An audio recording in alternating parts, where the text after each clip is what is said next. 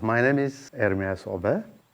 I was born and raised in Addis Ababa, Ethiopia, during the 70s, where the revolution was started against the monarchy.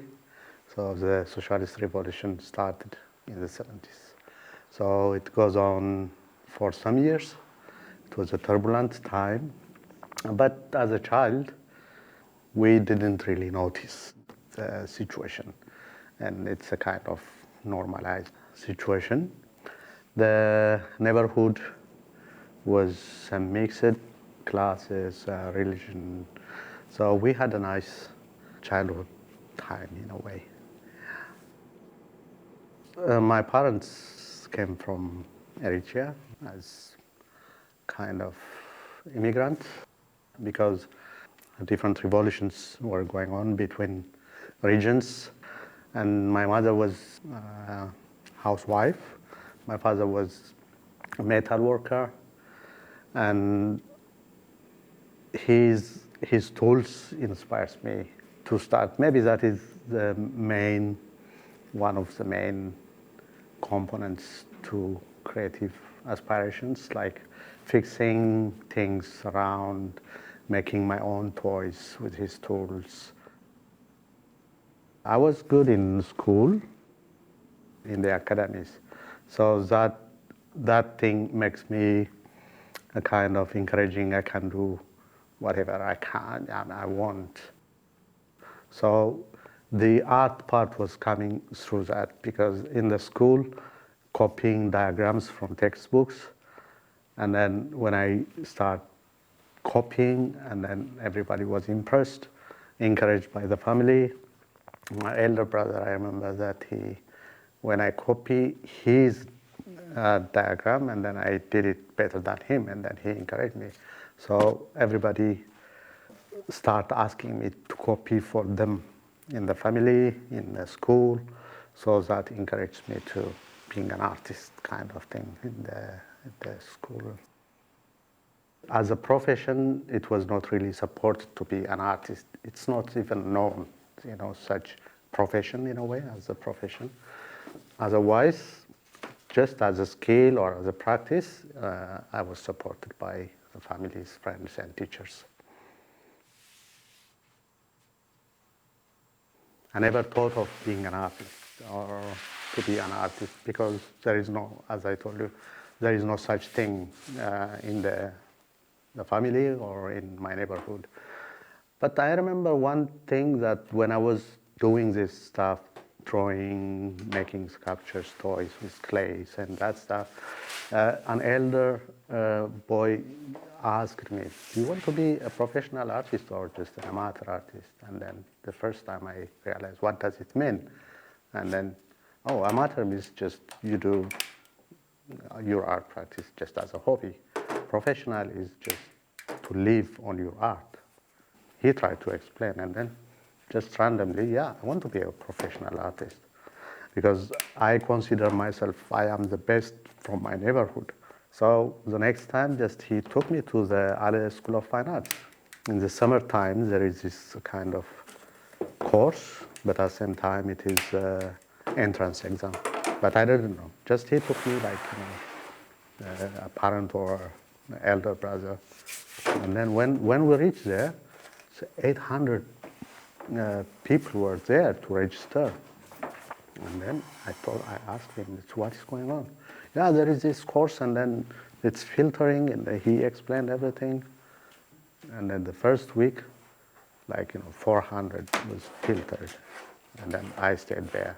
And the next one, he was kicked off. And then, okay, what's going on? I can't do it alone. And then, you can do it. And then it rolled. So at the end, they took 24 people out of. Then I was one of them.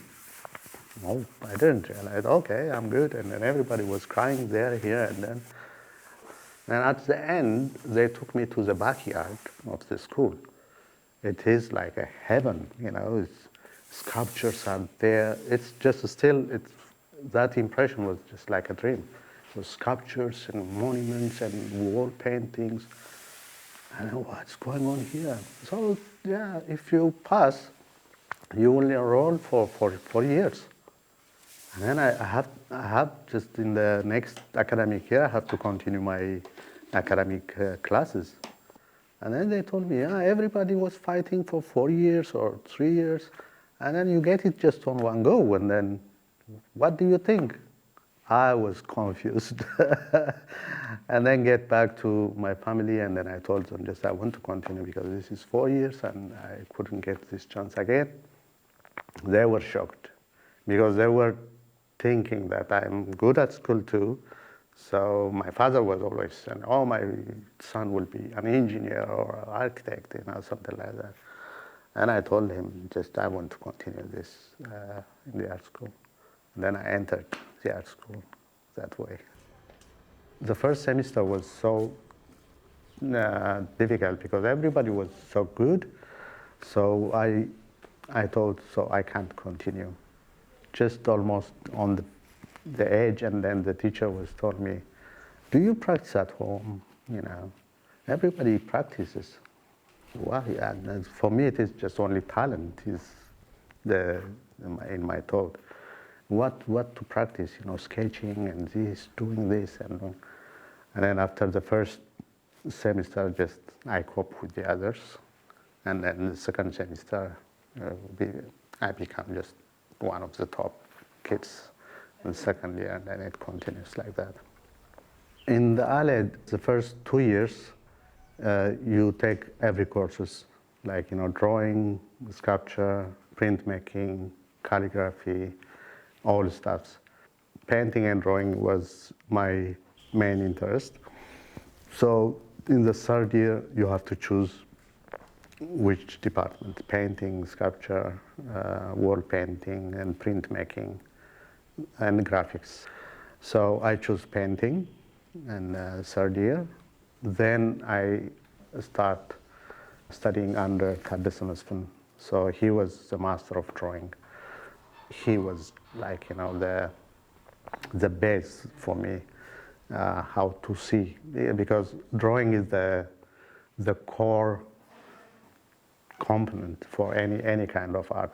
So if you are good in drawing, you can be good in any kind of thing. So that's what I learned from Addis, and then it continues like that.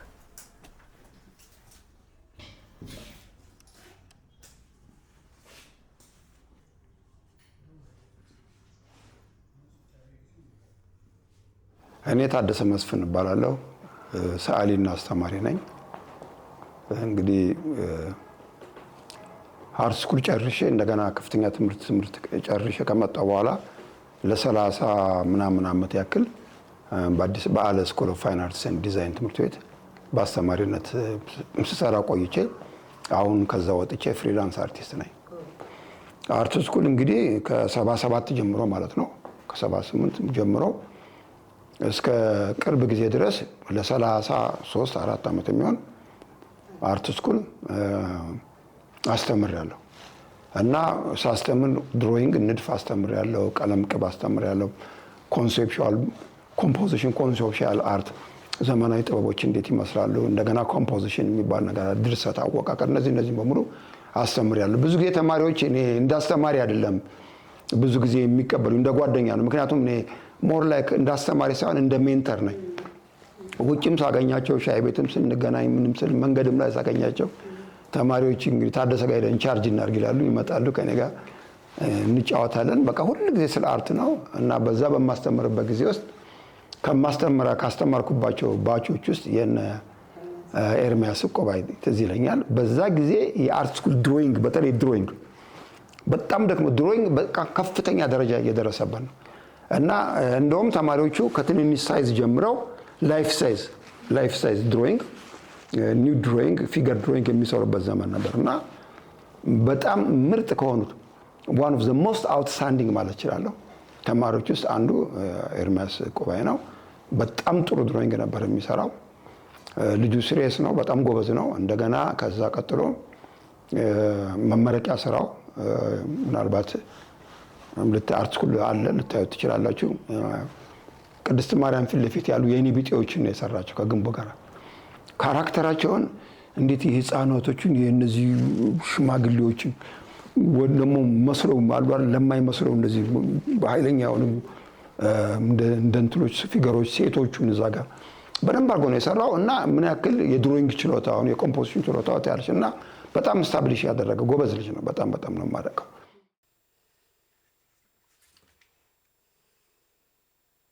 As a lucky person, I consider myself lucky because first year I was studying under Shatutrona.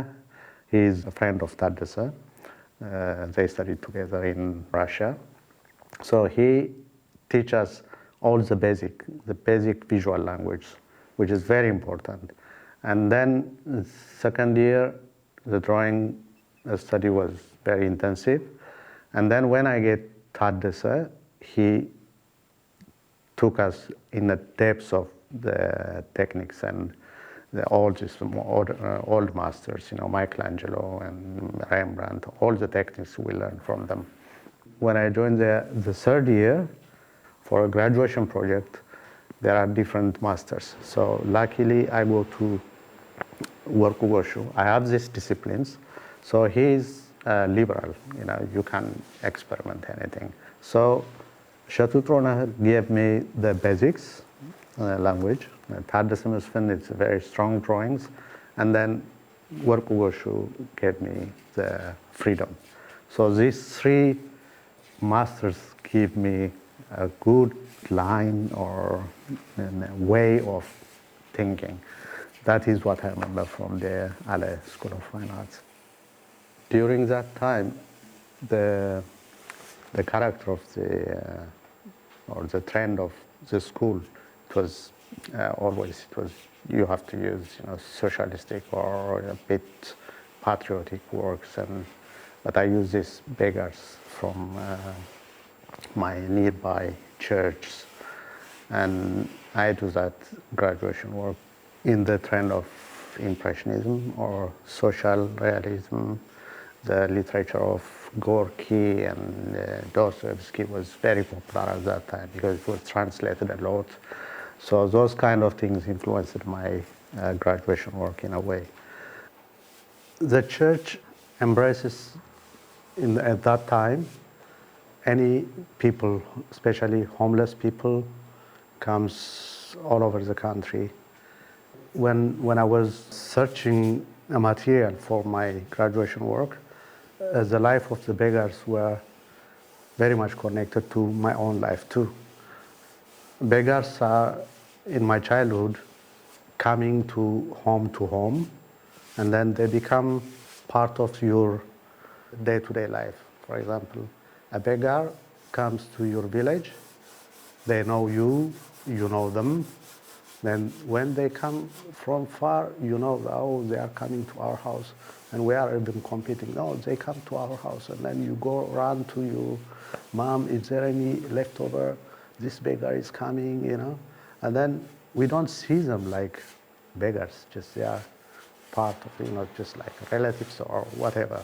So in this graduation work, I want to put every character is that I know them. I know their day-to-day activities. The central figure in the composition, she is a woman who brought leftovers from a memorial ceremony of a deceased person from her family. So this is a ritual. Whenever you have a fest about the memorial of a person who died, you bring leftovers to the beggars. So the title itself is The Sound of Dark Leftovers. That was I want to make a painting about. When I finished the Alle School of Art, I just really jumped into modernism somehow. So experimenting with abstract art, basically starting from Gabor-Christos and Ibrahim Alle Salahi from Sudan. So his works and Gabor-Christos influenced me at that time, and Kandinsky and Paul Klee. So I want to experiment on that area of early modernism. So I start experimenting with that, some installation like, found object materials, and start start writing poetry. Because it is difficult to full-time painting because materials, and then so poetry was also give me a chance to engage in this expanding your imagination or creative process and that stuff. Because I know Gabriel Christos is there. He's a poet and painter at the same time, so inspired by him. And those two of my friends are also painter poets. So I experiment with modernism and poetry at the same time. One of my best friends, Mr. Hattamariam, was working in theater, backdrop making. So I was also in theater, also lead me to read modern theater like Beckett, and I read for the first time in translated Waiting for Godot. It was boom. So it's like, okay, there is a limitless way of thinking, and then the absurd and the existentialism connected to the situation around us. Everything was confusing from one political change to another. That is exactly what was happening maybe in the 50s, 40s in Europe. So Kafka makes sense in our situation at that time, and Beckett also. That was an interesting period too. After this period, when I moved to Eritrea, is also a bit unanticipated, just it happened suddenly. I was considering myself just part of Addis, and I was really involved into the art scene. And 98, suddenly after the Eritrean independence happening, 1990, so I was staying in Addis during this time. Just in between, I went to Eritrea for founding the new art school in the new country, and then get back to Addis. And then when I was visiting, my first show was in Alliance Française in 97. So that was really one of the highlights into the art scene. And then I took that exhibition to Eritrea with Alliance Française again. And then during this time, just the war, the border conflict started between Eritrea and Ethiopia. So I visited for this exhibition, and then I visited my family there. Then I stuck in Eritrea because I couldn't get back. The border is closed. The war is going on for 3 years, and no connection. Just everything is cut from my past. So I stayed in Eritrea for 15 years. I met my ex-wife. We have got 3 children, and I start teaching in the art school where I found in the 1994. The Eritrean situation is just exactly, the other reflection of the dark time when I was a child, exactly. So I see my childhood again in my adulthood in Eritrea. So the same thing is happening. Censorship was there, no freedom of speech. So if you put exhibitions, you have to submit every work, if it is allowed or not. But luckily, my work was involved into abstract and semi-abstract figurative things. It was ignored by the government. So they need artists with the socialist realism, propaganda works. So I was not in a spot from the government. In 2012, I make myself to go out of Eritrea, escaping from Eritrea to Nairobi. Then for 1 year until the end of 2013, We stayed in Nairobi with my family, and then I joined the Kwana Trust Art Center. It's a group collective studio space, and then it was an amazing artists. That was the first time I felt they were welcoming, because when I was in Eritrea, even the artists, there is a kind of discrimination in a way. When I joined the Kwana Trust, it was everything is just, everybody talks and nobody cares about your background. It's just you are an artist. As I saw you work, it's amazing, and then it's whoa, they want to share, and then I start giving workshops in drawings, because this is the Alle School of Art. Specialty is just this academic drawings and paintings. That is not much in Nairobi. So they were really fascinated by that. And then I was received very warm. And then I felt really at home just for 1 year. It was amazing. And I never thought of ending up in Sweden. It was not in my dream actually. And then it happened. I see these patterns, when I joined the art school, it was just by coincidence. And then I moved to Nairobi. It's a kind of, the pattern, it was not really planned. Just I got a chance and then escaped. And then someone was collecting my work when I was in Eritrea. So I keep in touch with them. So when I was in Nairobi, we were in touch, and then they asked me where I am, and then what's going on in Eritrea, and then, I moved to this. Do you want to come to Sweden? How? Because when I was in Nairobi, to go to Europe or America, it's just kind of impossible. Even, the thought. Otherwise, you have to take this risky journey. Many people are going through Mediterranean. There's a lot of catastrophe, but I don't want to take that risk, and never come to my mind. But these people just ask me, if you want to come, we can make some arrangement. Okay, just in months' time, they make this arrangement and then came to Sweden. First, we went to the south of Sweden, where this family were, and then after some months, I asked for asylum because of the Eritrean situation, and then I got that chance.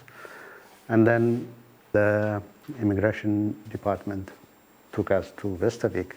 There was a camp here, just right back my studio. There was a camp for immigrants.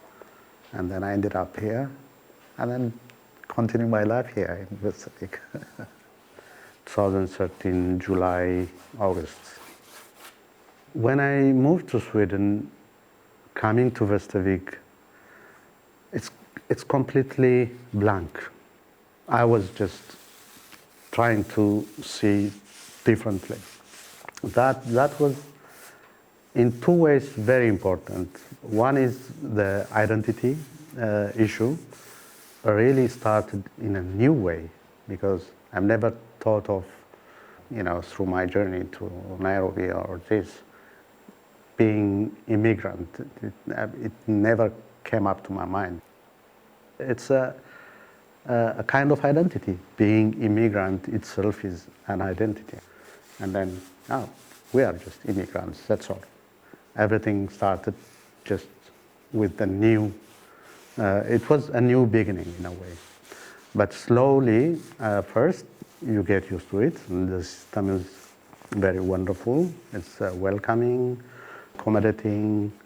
So I started it just as new. And then I see things a lot with retrospective, revising the whole way of thinking, way of seeing, in terms of, it could be landscape, it could be people. And then you see things in a different way. And combining with your past experiences, it is, you develop or you formulate a new kind of identity, which is when I think it from now perspective, it's wonderful.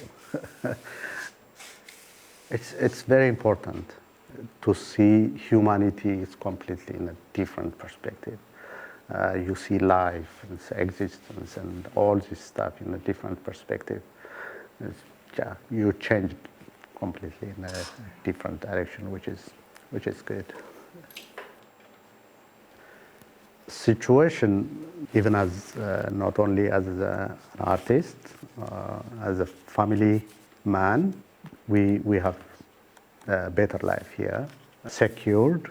That was important for my family, my children. That part was not a worry, so I was much more worried about how could I continue as an artist. So after few years, I start to explore the art scene or the cultural system, how it works, and through the internet and that stuff, and then I started to explore. So this Kunstart Delta came up, this group that facilitates the integration as a cultural actor. I joined that group. That line makes opening lots of opportunities. So this Kunstart Delta, they organize a museum show in Norrköping with another two immigrant artists, one from Syria, one from Palestine, I think. We did this museum show. It was wonderful. Afterwards, that makes another line. I got this project, a grant, so start rolling on that, working on that. And then later on, I applied for another grant, so I got a work grant. So these things boosting, okay, you can do it, Even if it is a solitary life, but the whole, maybe the age, the digital age or the communication is easier than before. Well, and then I exhibit wherever people ask, joining group shows here in Västervik or Kalmar or Norrköping and Stockholm. So you get invitations from here and there, a group show, a solo show, different small venues. It's a vital process in a way. I enjoy that a lot. Whose lives matters more? The idea was triggered by this immigrant's journey, but at the same time it happens Black Lives Matter right at that time. And then just, okay, yes, it is Black Matter. That was for me provocative, just to think about it. Is it really relevant to say that? That was a question for me. Black Lives Matter. It would have been better to change it as, just it triggers a question. So, okay, if that is so, whose lives matters more? And when it was happening, a lot of disasters happening in migration and this sort of stuff. So it was not balanced, the whole issue. This one is really magnified, the rest is just down. Millions of people are dying. And I started making this series, focusing on this immigrant's journey. Especially, I was experiencing it from one place to another. At the same time, I was really feeling guilty about fellow immigrants going through this, and then you don't do anything, and then you see it as a news, just your brothers and relatives, all this stuff. And then it become normal, just we see it. First it was shocking, and then later on it become, the story, how many boats sinking, it's just, we are still counting the boats and the life of people who were lost in that. So that was a question, whose lives really matter more in any situation or in any case. That was just a question in a way. The texts in the drawings of Whose Lives Matters More, They are much related to these journeys and sufferings and human conditions. Sometimes I refer some literary sources, like Beckett is there, the end game, and who is the oppressor, the oppressed between slave and masters, prisoners and the one who prison people. So who is a prisoner, you know. So in this human condition and the big package, when I see it, I think everybody is victim in this process, I feel. I was a bit, what you call, resisting that, even if through this whole journey, I don't want to feel like, just I am a victim, or I don't want to feel pathetic, Still, maybe that is my basic existential question. Whatsoever happened, it happened for some universal process. So what do I gain, or what do I understand, maybe is the question, like whose life matters more. Yeah, so those texts are some references, or my own texts, or my own. I try to articulate my thoughts in that way, even if it is absurd, even if I don't understand what it means myself. I used to be really fascinated by portraiture since my school time. Usually I do my self-portraits all the time. Maybe I don't know the reason, but just whenever I feel warming up or anything I don't do, I use my self-portrait from the mirror. But since in the last years of my time in Asmara, I started to paint my friends regularly. I ask for a sitting, they enjoy it, they want to have their portraits, and then I paint and then give it to them mostly. And then since I moved to Nairobi, it became my main focus, and then people were really liked it, and then I got orders and commissions. So slowly I get into it really as a means of expression.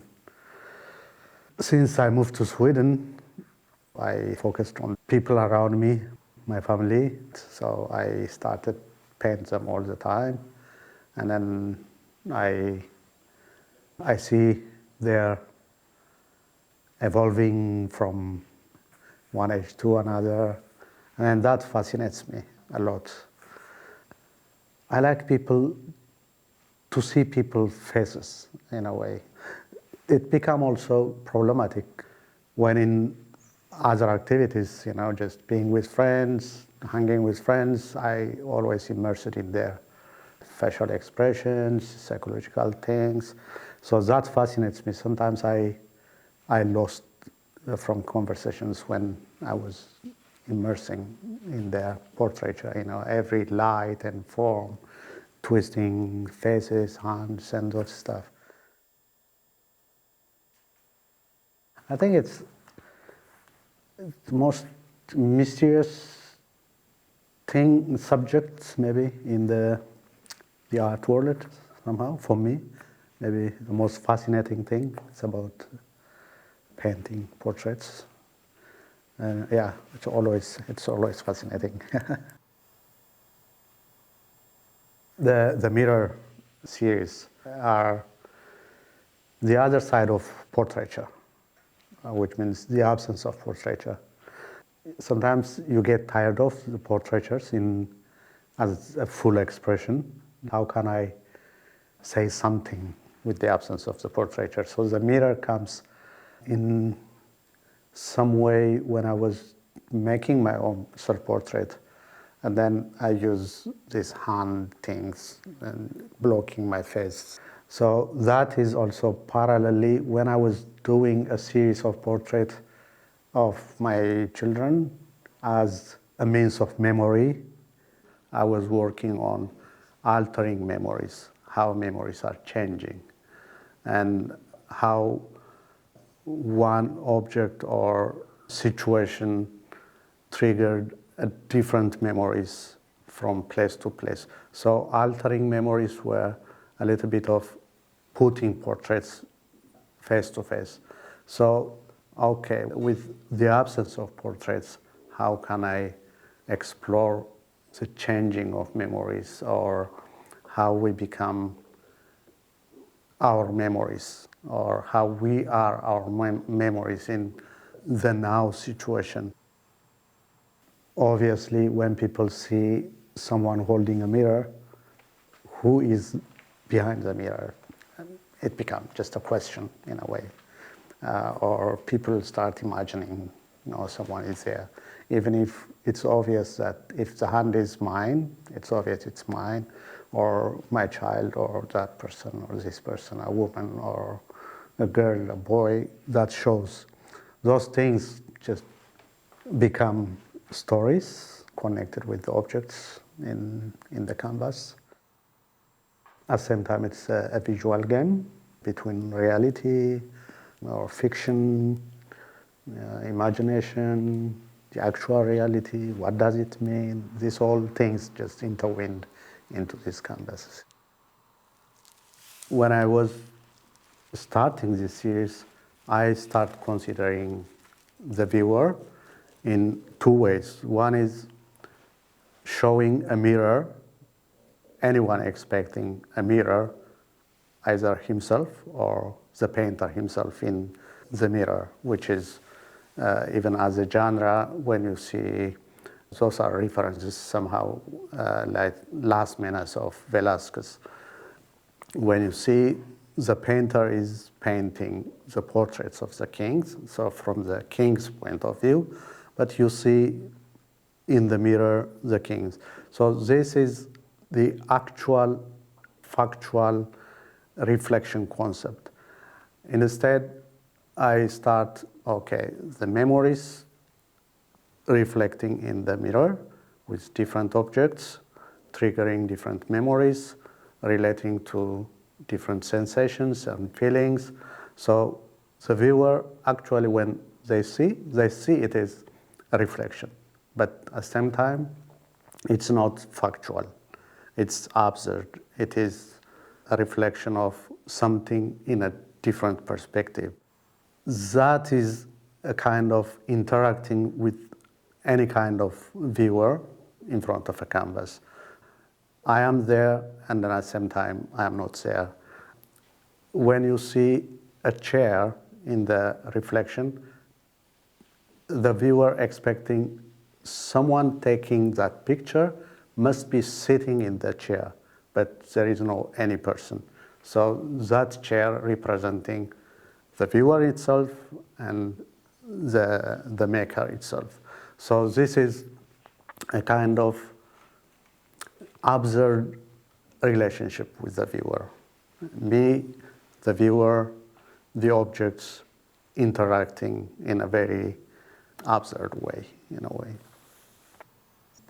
Objects that are connected with the past or the recent past or far past. Everybody has different experiences with those objects. When they see an object related with their own experience, some of them, like, just when you see in one painting, you see still life, and then there is the reflection of something else. If I put the onion, for example, just I show the full in front, and then the reflection is a half. And then that half shows the layers of the onion in it. When you see still life of fruits and with different colors, you see a Rubik cube inside the mirror. So why the different colors reflection, but with very geometrical shapes? This kind of ideas of absurdity of memories or absurdity of reflection to reality, this kind of things I want to explore, and then just slowly I get away from the portraiture. Instead, the hidden portrait behind. These are just the questions all the time when I start working on this series, in a way. When you think of making a painting, it is part of, like, just what you studied before, different genres, portraiture, still life, figures, landscape. All these things are interrelated, and then you take one genre, let's say still life, become prominent in this series. So those still life things, Eritrean coffee pot with European coffee pot, this kind of still life tells interrelationship, cultural interrelationship, and my experiences of different cultures.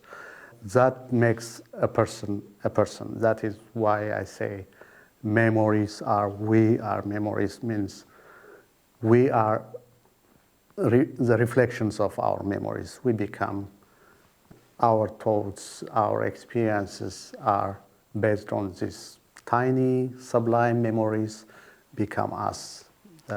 That's the thing. The possibilities are vast. Then that is fascinating in a way. Yeah. Comparing the Kwana collective space and here solitary situation, two things are important. First, my natural personality is the solitary life is not a big deal. I enjoy it. I mean, I embrace it. I feel that this hermetic kind of life is, I think, something inborn, I feel. But it's completely different. It's challenging at the same time. You need people to collaborate, to discuss with. Luckily, I mean, that is one of the things, like, the social media is wonderful, because I meet people, I talk with my peers from all over the world whenever I have any worries or questions, or I want to discuss, just call or chat and then share ideas. It would have been hard without social media or internet. In this, my situation could be much more frustrating, but in this digital communication era, to be alone is just, to be the solitary life is enjoyable. Being an artist, I don't take it as a kind of identity in a way. It is an activity, that's all. And then the rest of your identities rolling into it. That's the most beautiful part of being an artist in a way, or to have those tools instead of being an artist as an idea, as an identity instead. Maybe this perception gives me a chance, whenever I go, I meet people, I'm not an artist. I have these skills, and then it's easier to collaborate or to make conversations or to create possibilities of conversations. Since my school time, that was, for me, it was problematic, because I have this skill, or it's not you, it is just a tool, but you become through these conversations and sharing experiences, and then that is how you become. For me, it is as any kind of activity which has a lot of possibilities to express oneself and a lot of freedom. It's mainly a possibilities, because it is infinite. I can draw, I can sculpt, I can print, I can, you have a possibility to create conversations among different experiences in a way. I think that is how I feel about it. When it comes to the idea of politics, in a way, first, my upbringing in Addis, it was socialism, it was among society or classes. So I am not interested in a particular kind of politics or thinking about this is right and then I am on this side. I don't have that tendency, but it is inevitably I came through all political situations until now. When I arrived in Sweden, the identity politics is one of the issues, but I don't take it like I am from Africa or I am black or this. This kind of literally political issues are not my, I don't know, maybe not into my way of thinking. Instead, these are inevitably part of my journey, part of my memories, or part of this, but it's not my agenda in a way, unless, when it comes to when you are flee from one place, there was a reason that you are forced, and then the thing is political in a way.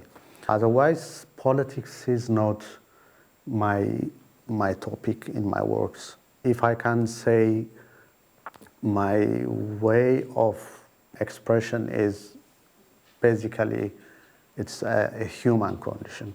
It could be here, it could be Africa, it could be anywhere else. It's all about justice, freedom of expression, freedom by itself. As much as I can, I want to see the connection between the relationship between societies, cultures, individuals. That is what I want to explore in my expressions. For me, it is more universal. Anyone can interact with your work. And then everybody will explore himself or herself through my work, even if it is not significant expression whatsoever. So the judgment will be about the audience, who could be anyone else.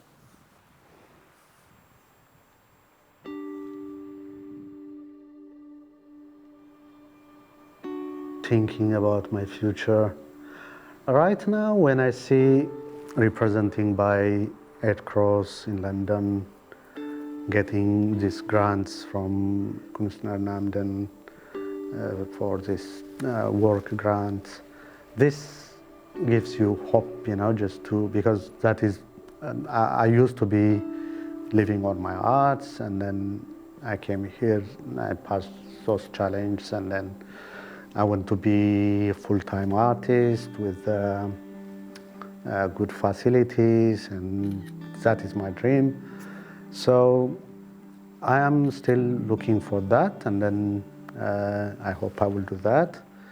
So I want to use all of my skills and experiences about all the mediums. I want to integrate them in different projects and then get some beautiful works out of them. So that is my dream, with a proper, well studio, doing all these different mediums to practice. That's my dream.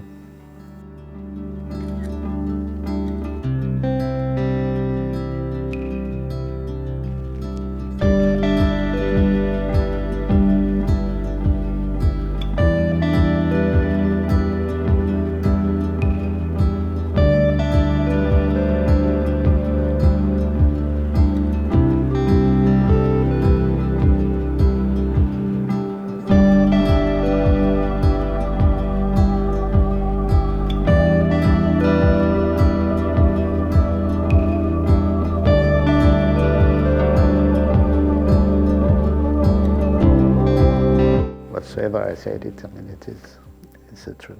Yeah.